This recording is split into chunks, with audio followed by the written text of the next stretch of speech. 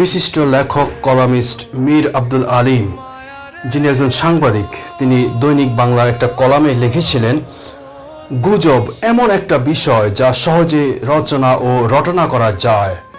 একবার গুজব রটে গেলে তা সামাল দেওয়া বড় কঠিন হয়ে পড়ে। এ ব্যাপারে জনসচেতনতা তৈরির বিকল্প নেই। দেশের সরকার ও প্রশাসনের পাশাপাশি শুভবুদ্ধি সম্পন্ন নাগরিকদেরও এগিয়ে আসতে হবে।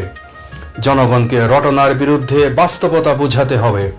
বড় কথা, কোনো খবর শোনা মাত্রই যাচাই বাছাই ছাড়া সামাজিক যোগাযোগ মাধ্যমে তা ছড়িয়ে দেওয়া কোনো সুবিবেচনার পরিচয় হতে পারে না।